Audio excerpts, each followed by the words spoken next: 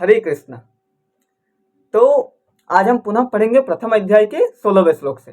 कल तक हम 15वें श्लोक तक पढ़ लिए तो जिसमें हम लोग जाने थे कि किस प्रकार भगवान का शंखनाद होता है और उसके पश्चात अर्जुन अपना शंखनाद करता है। भगवान अपना पंचजन्य शंख को बजाते हैं, अर्जुन अपना देवदत्त शंख को बजाते हैं और भीम अपना पुंड नामक शंख को बजाते हैं। और इन सब शंखों को श्रीमद् भगवद गीता में दिव्य शंख कहा गया है। अब इसके पश्चात 16वें श्लोक से हम देखेंगे कि आगे नकुल, सहदेव ये सब भी अपने अपने शंख का नाद करते हैं। तो चलिए उनको सुनते हैं और देखते हैं कि किस प्रकार प्रभुपाद जी इसकी व्याख्या करते हैं। तो श्रीमद् भगवद गीता का 16वां श्लोक आप सब स्क्रीन में देख सकते हैं। अनंत विजयम राजा कुंतीपुत्रो युधिष्ठिरः नकुलः सहदेवस्य च सुघोषमणि पुष्पको। अब 17वां श्लोक इसी के साथ है। काश्यस्त्र च परमेश्वासः शिखंडी च महारथः धृष्टद्युम्न विराटस्य च सात्यकिस्र च पराजितः द्रुपदो द्रुपदयास्त्र च सर्वसः पृथिवीपते सौभद्रस्य च महाबाहुः शरंखान दधमुह पृथक पृथक। इसका अर्थात इन तीनों श्लोकों का अर्थ है कि हे राजन, कुंती पुत्र राजा युधिष्ठिर ने अपना अनंत विजयी नामक शंख बजाया तथा नकुल और सहदेव ने सुघोष एवं मणि पुष्पक शंख बजाए। महान धनुर्धर काशीराज, परम योद्धा शिखंडी, धृष्टद्युम्न, विराट, अजय, सात्यक, द्रुपद, द्रौपदी के पुत्र तथा सुभद्रा के महाबाहु पुत्र आदि सबों ने अपने अपने शंख बजाए। अर्थात अब शंखनाद हो चुका है, शंखनाद हो चुका है अर्थात युद्ध की घोषणा हो चुकी है और सबने अपने अपने दिव्य शंख को बजा लिए हैं, जिसमें शिखंडी, धृष्टद्युम्न, विराट, अजय, सात्विक, द्रुपद और सुभद्रा के पुत्र, ये सब भी अर्थात द्रौपदी के पुत्र, सुभद्रा के पुत्र, द्रुपद, सबने अपने अपने शंख को बजा लिया। आगे प्रभुपाद जी समझाते हैं कि संजय ने राजा धृतराष्ट्र को अत्यंत चतुराई से यह बताया कि पांडु के पुत्रों को धोखा देने तथा राज्य सिंहासन पर अपने पुत्रों को आसीन कराने का अविवेकपूर्ण नीति श्लाघनीय नहीं थी। लक्षणों से पहले ही यह सूचित हो रहा था कि महायुद्ध में सारा कुरुवंश मारा जाएगा। अर्थात संजय को भी पता था कि लक्षणों से यह सूचित हो रहा था कि युद्ध में सब कुरुवंश मारा जाएगा। भीष्म पितामह से लेकर अभिमन्यु तथा अन्य पौत्रों तक विश्व के अनेक देशों के राजाओं समेत उपस्थित सारे के सारे लोग का विनाश निश्चित था।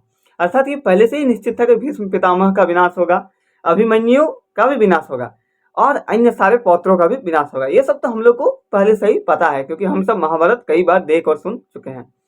यह सारी दुर्घटना राजा धृतराष्ट्र के कारण होने जा रही थी क्योंकि उसने अपने पुत्रों की कूटनीति को प्रोत्साहन दिया। तो ये सब दुर्घटना क्यों हो रही थी? क्योंकि राजा धृतराष्ट्र ने अपने पुत्रों की कूटनीति को, अपने पुत्रों की गलत काम को प्रोत्साहन दिया।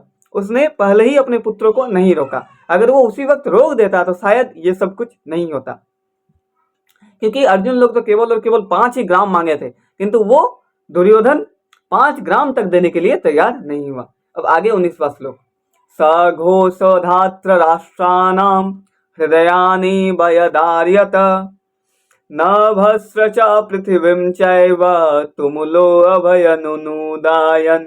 अर्थात इन विभिन्न शंखों की ध्वनि कोलाहलपूर्ण बन गई जो आकाश तथा पृथ्वी को शब्द यामान करती हुई धृतराष्ट्र के पुत्रों के हृदयों को विदीर्ण करने लगी।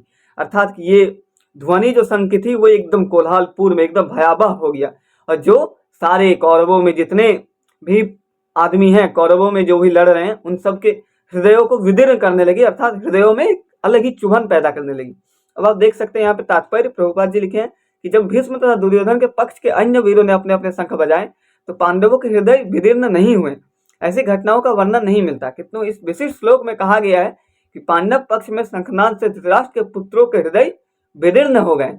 इसका कारण स्वयं पांडव और भगवान कृष्ण में उनका विश्वास है। परमेश्वर के शरण ग्रहण करने वाले को किसी प्रकार का भय नहीं रह जाता, चाहे वह कितनी ही विपत्ति में क्यों ना हो।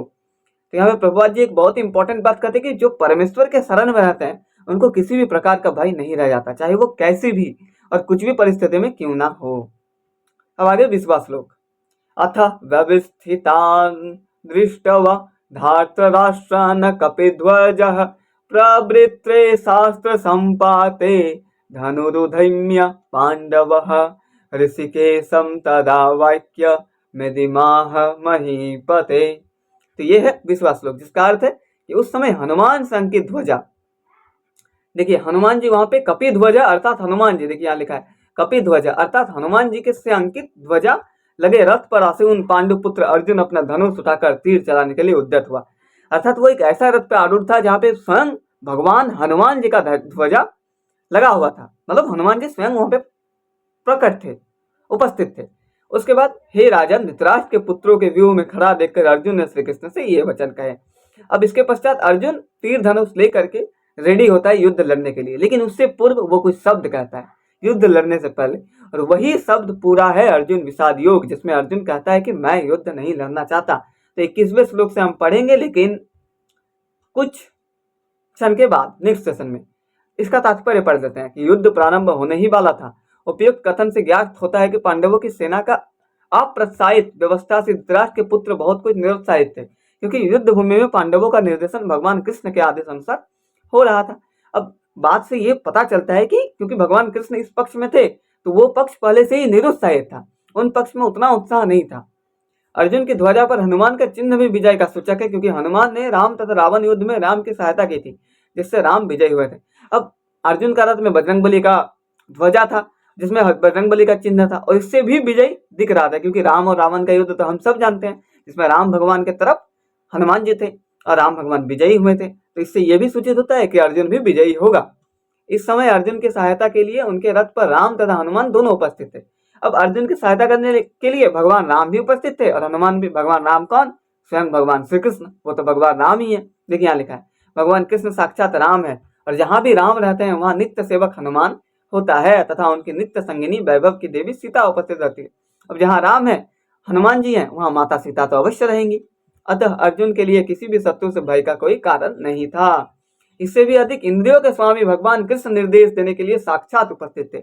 इससे भी अधिक क्या था, राम भगवान, माँ सीता तो थे ही, साथ में भगवान कृष्ण रूप में थे।